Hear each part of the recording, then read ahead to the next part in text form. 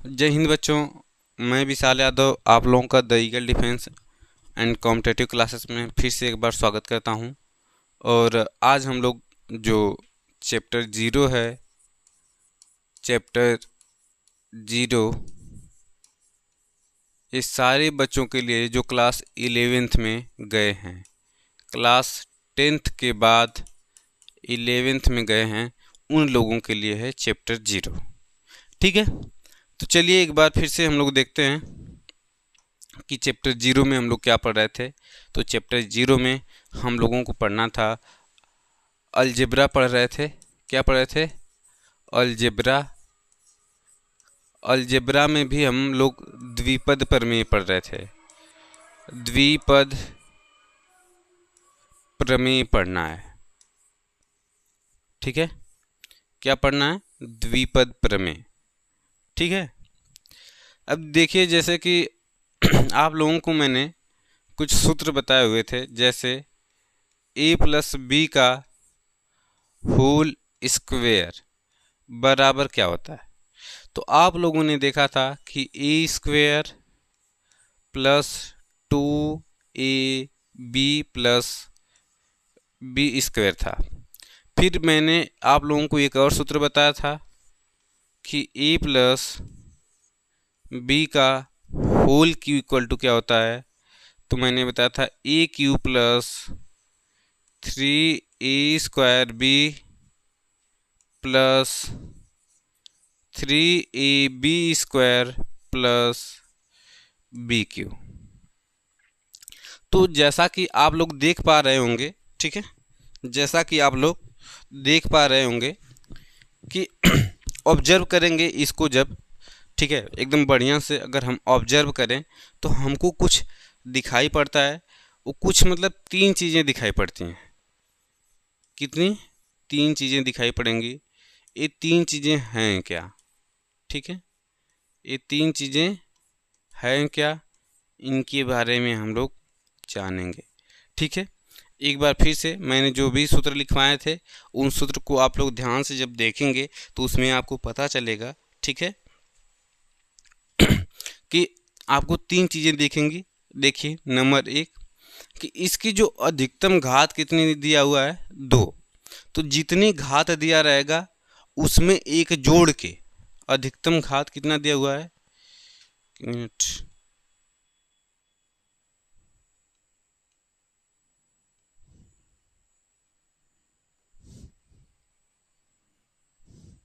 जो अधिकतम घात दिया हुआ है, अधिकतम घात, अधिकतम घात कितना है? 2 था। 2 में एक जोड़ते हैं, 2 1 3, तो कुल कितने पद होंगे? कुल उसके एक्सपेंशन में कुल जो पद होंगे 3 पद होंगे। कितने पद होंगे? 3 पद होंगे। कितने पद होंगे? 3 पद। ठीक है, उसके एक्सपेंशन में कुल 3 पद होंगे। ठीक है, जैसा कि आप लोगों को दिख रहा होगा, मैंने लिखा है यहाँ पे, देखिए, पहला पद, दूसरा पद, और यह कौन सा पद है? तीसरा पद। तो घात में कितना? 2, तो पद कितने होंगे? 3। यहाँ पे देखिए घात में कितना? 3, तो पद कितने होंगे? 4। 1 2 3 1 4। तो हमने देखा कि जो अधिकतम घात है उसमें एक जोड़ने के बाद जो पदों की संख्या होगी वही प्राप्त होगी। ठीक है, अब एक चीज़ और ऑब्जर्व करेंगे कि यहाँ पे अधिकतम घात कितनी है? 2 है। तो जो इसका एक्सपेंशन भी चालू होगा अधिकतम घात से ही हुआ है। 2 यहाँ पे भी है तो यहाँ पे भी, यहाँ पे 3 है तो यहाँ पे भी 3। तो जो एक्सपेंशन है, जो विस्तार उसका है, विस्तार अधिकतम घात से चालू होता है। अधिकतम, अधिकतम घात से प्रारंभ होता है। घात से प्रारंभ होता है। ठीक है,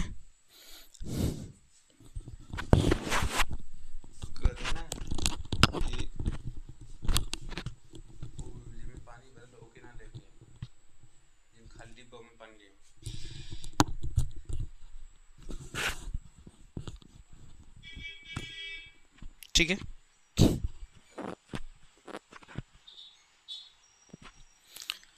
ठीक है, अगर हम तीसरी चीज़ ऑब्जर्व करेंगे तो देखेंगे, एक चीज़ ध्यान दीजिएगा, आप लोग अगर अच्छे से ऑब्जर्व करें तो आप लोगों को पता चलेगा कि यहाँ पे देखिए ए स्क्वायर है, तो यहाँ पे बी की पावर कितनी होगी, 0 होगी। यहाँ पे बी की पावर कितनी है, 1 है, और यहाँ पे बी की पावर कितनी है, 2 है। तो वही चीज़ मैं बता रहा हूँ कि जो तीसरी चीज़ हम लोग ऑब्जर्व करेंगे तो तीसरी चीज़ में जो दूसरा पद होगा, दूसरा पद न्यूनतम घात से चालू होता है।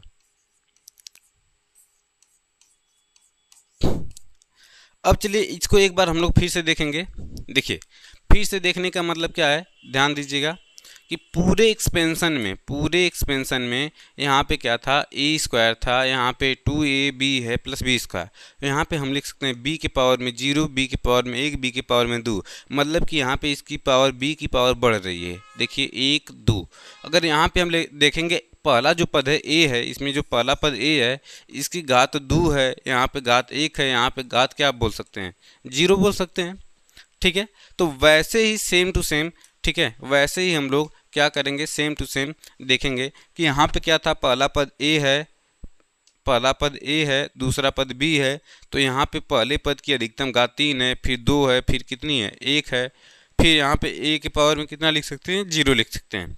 वैसे ही हम लोग देखेंगे कि यहाँ पे बी की पावर कितनी है, 0, बी की पावर 1, बी की पावर 2, बी की पावर 3।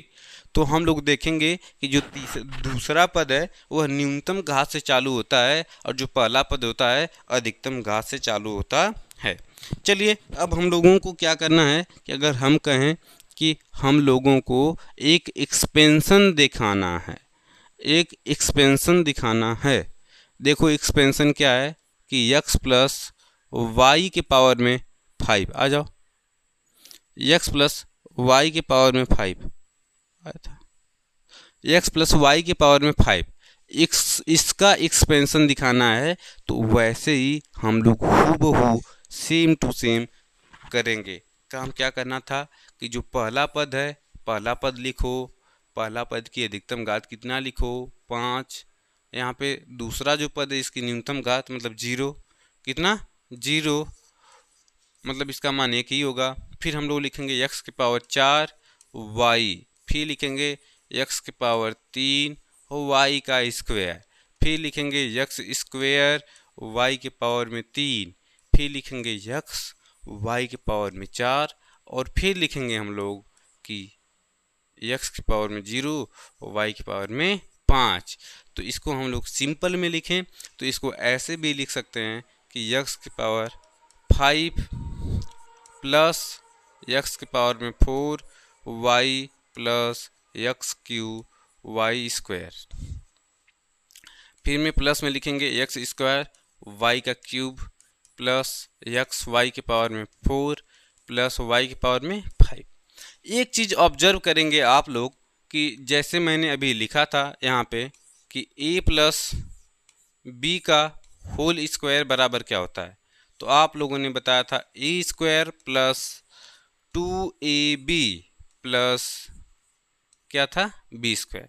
तो बीच में एक कांस्टेंट यूज हुआ है, क्या यूज हुआ है, कांस्टेंट यूज हुआ है। वैसे पीछे आ जाए थोड़ा सा, तो देखिए यहाँ पे क्या था कि यहाँ पे एक कांस्टेंट यूज हुआ है, यहाँ पे भी एक कांस्टेंट यूज हुआ है, यहाँ पे भी एक कांस्टेंट पद यूज हुआ है। ठीक है, तो चलिए अब हम लोग सीखेंगे कि इसको कैसे निकालते हैं। जो कांस्टेंट यहाँ का होगा उसको कैसे निकालेंगे, यहाँ का जो कांस्टेंट हैं उनको हम लोग कैसे निकालेंगे। तो इसके लिए देखिए आप लोगों को आना चाहिए कॉम्बिनेशन, क्या आना चाहिए, कॉम्बिनेशन। तो हम लोग लिखेंगे कांस्टेंट निकालना, इसको सेलेक्ट करते हैं, ठीक है, हम लिखेंगे संचय।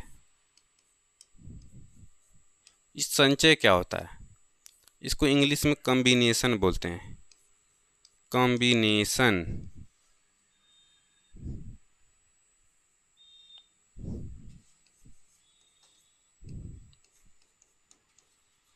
कॉम्बिनेशन से क्या निकालेंगे, कांस्टेंट निकालना है, कांस्टेंट निकालना। ठीक है, तो हम लोग सीखेंगे कि कांस्टेंट कैसे निकालते हैं। तो देखिए कॉम्बिनेशन क्या होता है, ध्यान सुनिएगा। कॉम्बिनेशन मतलब होता है कि क्रमित गुणन निकालना। इसको अगर हम कॉम्बिनेशन को ऐसे लिखा जाता है NCR। अब यहाँ पे मैं आप लोगों को बताऊंगा कि NCR का मतलब क्या होता है। n का मतलब इसको ऐसे लिखा जाता है फैक्टोरियल n बटा के factorial n minus r into factorial r। अब देखो फैक्टोरियल अभी तुम लोगों को कुछ नहीं पता होगा, जो लोग पहली बार पढ़ रहे होंगे। ये देखो जो लोग बायोलॉजी से होंगे उनको ये सब पहली बार टर्म्स मिलेंगे, यहीं पे मिल रहे हैं, यहीं पे देखने को मिल रहा है, आगे नहीं मिलेगा। जो लोग मैथमेटिक्स से होंगे उनको आगे ये टर्म्स मिलेगा। तो सबसे पहली चीज़ जानिए कि फैक्टोरियल क्या होता है। फैक्टोरियल मतलब इसको ऐसे भी दर्शाया जाता है, जैसे फैक्टोरियल n हो गया, या n के नीचे ऐसे एक लाइन खींच के डॉट लगा दिया जाता है, तो ये भी फैक्टोरियल का ही निशान होता है। फैक्टोरियल को देखो कम कैसे किया जाता है, फैक्टोरियल को लिखा कैसे जाता है। अगर मैं कहीं पे लिख दिया फैक्टोरियल n, तो अगर इस संख्या को जो फैक्टोरियल के अंदर है उसको हमको बाहर करना है, ध्यान सुनना, उसको हमको क्या करना है, बाहर करना है। तो उस कंडीशन में हम n को बाहर कर दिए और फैक्टोरियल के अंदर आ जाएगा n माइनस 1। अगर तुमको दो संख्या बाहर करना है तो हम इसको ऐसा लिखेंगे n कोष्ट कामा इंटू रहेगा n माइनस 1, अब ब्रैकेट में आ जाएगा n माइनस 2। ऐसे करते जाएंगे तो लास्ट में क्या आएगा कि अगर हमको जैसे फैक्टोरियल n लिखा हुआ है तो अब ऐसे ही जाएगा। तब इसको हम लिखने का हमारा तरीका क्या होता है, फैक्टोरियल n बराबर n गुड़ते n minus 1 गुड़ते n minus 2 into n minus 3 into dot dot dot, last में कितना आ जाएगा 1। जैसे अगर आपको मैं कहूँ फैक्टोरियल 5 की वैल्यू निकालनी है, तो फैक्टोरियल 5 की वैल्यू देखो कैसे निकलता है।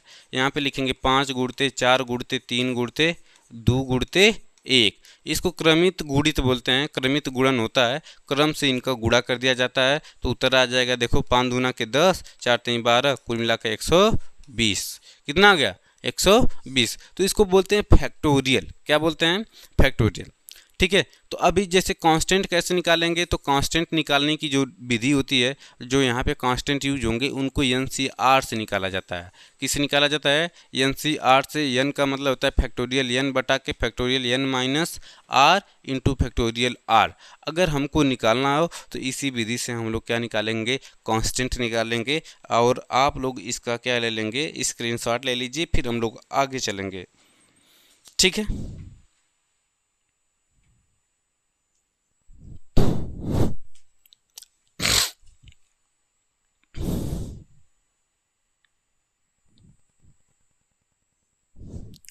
एक चीज़ यहाँ पे थोड़ा सा और इंक्लूड कर दूँ कि यहाँ के बाद यहाँ इंटू में फैक्टोरियल 0 होता है। अब फैक्टोरियल 0 की जो वैल्यू होती है 1 होती है। ठीक है, इसको भी लिख लेना, फैक्टोरियल 0 की वैल्यू कितनी होती है, 1 होती है।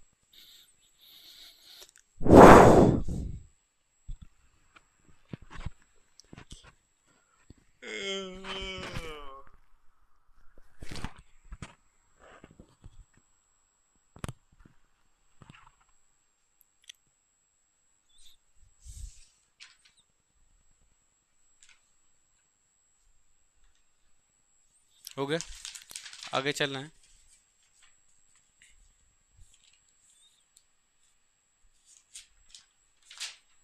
चलो देखते हैं, थोड़ा तेज नोट किया करिए आप। अब हम लोग देखेंगे कि इनका यूज कहाँ होगा, कैसे होगा। तो अगर मैं लिखूँ एक संख्या x प्लस वाई के पावर में n, वहाँ पे हम लोगों ने 5 तक पढ़ा था, अब कहाँ तक पढ़ेंगे, n तक। मैं बताऊंगा कि कैसे फैक्टोरियल से निकालते हैं। ठीक है, अच्छा अभी पीछे वाला चीज़ देख लीजिए। जैसे यहाँ पे था कि यहाँ पे हम लोगों को कांस्टेंट लिखना था, क्या लिखना था, कांस्टेंट लिखना था। ठीक है, तो अब देखिए मैं इसी सूत्र पे बताऊंगा कि कांस्टेंट कैसे निकलता है। अब देखो यहाँ पे पहला पद होगा तो NC1 निकालेंगे। क्या निकालेंगे, NC1 निकालेंगे। NC1 मतलब n का मान कितना दिया है, 5C1। इसका मतलब कैसे क्या निकलेगा बताओ, 5C1। 5C1 कैसे निकलेगा, तो 5c1 निकालने के लिए हम कहेंगे देखिए कुछ नहीं करना है, ऊपर में फैक्टोरियल 5 लिखना है, बटा में 5 माइनस 1 फैक्टोरियल में इंटू फैक्टोरियल में 1। अब देखो ये 5 बाहर निकलेगा तो 5 ही रह जाएगा, यहाँ पे आ जाएगा फैक्टोरियल 4 हो जाएगा, बटा में भी फैक्टोरियल कितना आ जाएगा, 5 में से घटेगा फैक्टोरियल 4 गुणते 1, यह पूरा पूरा इसे कट जाएगा, उत्तर कितना आ जाएगा 5। तो यहाँ पे हम लोग जो कांस्टेंट के रूप में लिखेंगे वह संख्या क्या हो जाएगी, 5 हो जाएगी। कितनी हो जाएगी, 5। ठीक है, एक चीज़ और बताना था यहीं पे, ऐसे ही करके 5c2 निकालेंगे। देखो यहाँ पे हम लोग निकालेंगे 5c2, यहाँ पे 5c3, 5c4 निकालेंगे। तो ऐसे करके निकालेंगे, जो वैल्यू आएगी उसी को वहाँ पे लिख देंगे। तो अगर हम कहें कि 5c1 निकाल दिया, 5c2 निकालना है, 5c2, तो हमको क्या करना पड़ेगा, यहाँ पे फैक्टोरियल 5 लिखेंगे, नीचे फैक्टोरियल 5 माइनस 2 इंटू फैक्टोरियल 2। अब ऐसे ही करेंगे तो यहाँ पर आ जाएगा 5 गुणते 4 गुणते फैक्टोरियल 3 बटा के, यहाँ पे 5 में से 2 घटाएंगे फैक्टोरियल 3 आ जाएगा, और गुणते फैक्टोरियल 2, 3 से 3 कट जाएगा। ठीक है, अब फैक्टोरियल 2 बराबर कितना होगा, तो 2 ही होगा, 2 से 2 को काटोगे, 2 बार में 5 दूना के 10। तो हम यहाँ पे जो 5c2 लिखा हुआ है, यहाँ पे हम क्या लिखेंगे, 10 लिखेंगे। क्या लिखेंगे, 10 लिखेंगे। ठीक है, अब आते हैं तीसरी चीज़ पे, 5c3 का मान निकालना है अगर, तो 5c3 का मान जब भी हमको निकालना है, ठीक है, इसको ऐसे कर दें तो थोड़ा सा हम लोगों को समझने में सही रहेगा। 5c3, एक मिनट, 5c3, तो हम लिखेंगे फैक्टोरियल 5 बटा के फैक्टोरियल 5 माइनस 3 इंटू फैक्टोरियल 3। तो इसको हम क्या लिख सकते हैं, 5 गुणते 4 गुणते फैक्टोरियल 3 बटा के, यहाँ पे क्या होगा, फैक्टोरियल 2 गुणते फैक्टोरियल 3, फैक्टोरियल 3 से फैक्टोरियल 3 कट जाएगा, और 2 की होती है वैल्यू 2, 2 से इसको काटोगे 2, 5 दूना के 10, यहाँ पे भी इसकी वैल्यू कितनी निकल के आएगी, 10 आएगी। अब हमको निकालना है फैक्टोरियल ऐसे या 5c4, देखो दिखाई दे रहा है क्या, ठीक, 5c4, 5c4 की वैल्यू निकाल के यहाँ पे आप लोग लिख देंगे। तो चलिए हम लोग आगे देखते हैं, जो आगे हमने पढ़ाया था यहाँ पे कि x प्लस वाई की पावर में n, तो सबसे पहले हमने क्या बताया था कि जो इसकी अधिकतम घात होती है, ध्यान सुनना, इस चीज़ को बहुत ध्यान सुनना, यहाँ पे x है पहला पद, y दूसरा पद, पहला पद किससे चालू होता है, अधिकतम घात के साथ, तो हम लिखेंगे x की पावर कितना लिखेंगे यहाँ पे n प्लस, अब देखो पूछोगे कि जो y है क्या है, y किससे चालू होता है, न्यूनतम से, y की पावर 0 मतलब y 1 आ जाएगा। अब यहाँ पे x की पावर क्या हो जाएगा, n माइनस 1, और y की पावर में कितना होगा 1। ठीक है, अब x का जो घात है घटती जाएगी, y की घात क्या होगी, बढ़ती जाएगी। तो फिर हम लोग कहेंगे कि x की power n minus 2 into y का क्या होगा स्क्वायर, प्लस x के पावर n माइनस 3, वाई के पावर में कितना होगा, वो 3 होगा, प्लस x के पावर में n माइनस 4, वाई के पावर में 5, फिर डॉट डॉट करना, और लास्ट में क्या आ जाएगा, y के पावर में n आ जाएगा। कितना आ जाएगा, y के पावर में n, यहाँ पे x घटते घटते x की पावर 0 होगा। ठीक है, तो 0 किसी की पावर में 0 होता है तो उसका मान कितना होता है, 1 होता है, तो यही हमारा आएगा एक्सपोनेंशियल। तो अब इसी को हम लोगों को अब क्या निकालना है, कांस्टेंट टर्म निकालना है। क्या निकालना है, कांस्टेंट टर्म। तो इसको हमने यहाँ पे कर दिया। ठीक है, अब देखो कांस्टेंट टर्म कैसे निकलेंगे, तो अब कांस्टेंट टर्म के लिए हम लोगों को क्या करना पड़ेगा, उसको बहुत बढ़िया से देखना पड़ेगा। जब भी आपको कांस्टेंट टर्म निकालना होगा तो उसके लिए, ठीक है, चलिए यहाँ पे आएगा हमारा क्या आएगा, nc1 आएगा, nc1, nc2, ऐसे nc3, nc4 dot dot dot. ठीक है, तो अब हमको निकालना है nc1 की वैल्यू, तो nc1 बराबर, अभी हमने निकाला था फैक्टोरियल, यहाँ पे n माइनस 1 हो जाएगा, यहाँ पे क्या होगा n बटा में, अब देखो n माइनस 1 यहाँ पे भी आएगा इंटू फैक्टोरियल 1, ये इससे कट जाएगा तो यहाँ पे कितना आ गया, n आ गया, तो इसकी वैल्यू क्या हो गई n, तो हम कहेंगे कि NC1 बराबर कितना आ गया, n आ गया। कितना आ गया, n। अब हम लोग निकालेंगे NC2। क्या निकालेंगे, NC2। तो हम लिखेंगे फैक्टोरियल n बटा के factorial n minus 2 into factorial 2। तो इसको लिखेंगे तो n आ जाएगा, फिर ब्रैकेट में n माइनस 1 आएगा, फिर यहाँ पे हम लिखेंगे फैक्टोरियल n माइनस 2 अपान में factorial n minus 2 into 2 into 1। यह पूरा पूरा इसे कट जाएगा और हमारा कट के कितना आएगा, n बटा के n माइनस 1 यहाँ पे आ जाएगा, बटा में 2 आ जाएगा। तो ये आ गया इसकी वैल्यू फैक्टोरियल NC2 की वैल्यू। किसकी, NC2। अब ऐसे ही NC3 की वैल्यू निकालेंगे। किसकी निकालेंगे, NC3 की। तो NC3 की फैक्टोरियल n लिखेंगे, बेटा में factorial n minus 3 into factorial 3। ठीक है। अब जैसे ही लिखेंगे हम लोग, तो अब नीचे क्या आएगा, n कोष्टक में n माइनस 1 कोष्टक में n माइनस 2। ठीक है। अब यहाँ पे बच जाएगा हमारा फैक्टोरियल n माइनस 3। अब पूरे के अपान में फैक्टोरियल हमारा n है माइनस 3 है, या इससे कट जाएगा और यहाँ पे 3 गुणते 2 आ जाएगा, गुणते 1 फैक्टोरियल 3 की वैल्यू। ठीक है। अब हम लोग लिखेंगे क्या कि n कोष्टक में n माइनस 1 n माइनस 2 अपान में कितना आएगा, 6 आ जाएगा। कितना आ जाएगा, 6।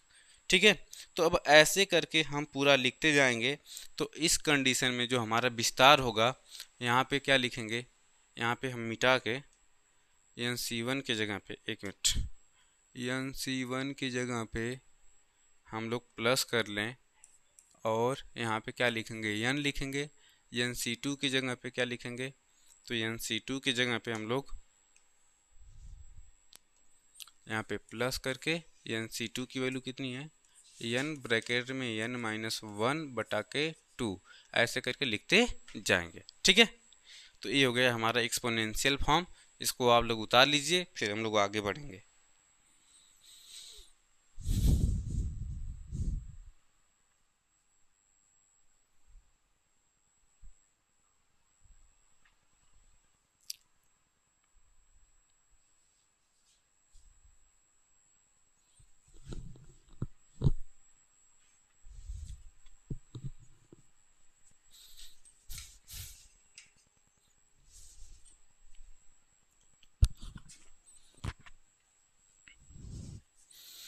नोट कर लीजिए आप लोग।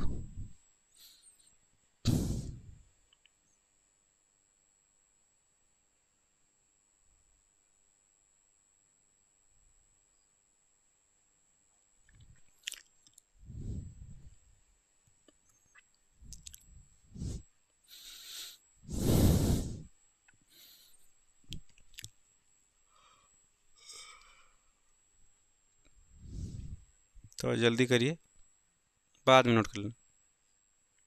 चलिए आगे चलते हैं। देखिए इसका स्पेशल यूज इन फिजिक्स। ठीक है, special use in physics. Physics में इसका जो स्पेशल प्रयोग होता है कहाँ होता है, तो देखिए एक कंडीशन होती है, उस कंडीशन में इसका हम प्रयोग करते हैं। जैसे दिया हो कहीं पे 1 प्लस x अपान वाई, यहाँ पे प्लस माइनस कुछ भी दे सकता है। पावर में क्या दिया हो, n दिया हो, और x की वैल्यू जो हो x is less than y हो। ठीक है। तो उस कंडीशन में हम क्या करते हैं कि इसका प्रयोग करते हैं। ठीक है। अगर आप लोगों ने देखा होगा तो उस कंडीशन में केवल और इसका यहाँ पे आके क्या हो जाता है, गुणा हो जाता है और सिंपली ये चेंज हो जाती है। तो सिंपली कैसे चेंज होगी, 1 प्लस माइनस जो भी होगा n x बटा के क्या हो जाएगा, y हो जाता है। ठीक है, क्या हो जाएगा, n x बटा के y। तो अगर मैं कहूँ कि मेरे पास एक प्रश्न है, आप लोग इसी पे सॉल्व करेंगे फिजिक्स में, कि 99 बटा के 100 के पावर में 5 दिया हुआ है, इसको इसी पे लगाना है। ठीक है। तो देखिए आप लोग कहेंगे कि ठीक है इसको लगाते हैं, फिर हम लोग 99 को ऐसे लिख सकते हैं क्या, 1 बटा के 100 पावर में कितना लिख सकते हैं, 5। कितना लिख सकते हैं, 5। यहाँ पे देखेंगे कि जो 1 की वैल्यू है 100 से बहुत ज़्यादा छोटी है। क्या है, बहुत ज़्यादा छोटी है। तो उस कंडीशन में हम क्या करेंगे कि एक लिखेंगे, माइनस लिखेंगे, 5 का गुणा यहाँ पे हो जाएगा 5 एकम 5 बटा के 100, कितना हो जाएगा 5 बटा के 100। तब उस कंडीशन में 1 माइनस 5 में 100 से भाग करेंगे तो 0.05, फिर एक में से इसको घटाओगे, ठीक है, तो कितना आएगा, तो आ जाएगा 0.95। तो फिजिक्स में इस प्रकार से इसका यूज होता है, ठीक है। कैसे होगा, फिजिक्स में इसी प्रकार से एक्सपोनेंशियल फॉर्म्स का प्रयोग होता है, ठीक है। तो इसको नोट कर लीजिए। आज के लिए इतना ही, फिर मिलते हैं अगले एपिसोड में, तब तक के लिए धन्यवाद।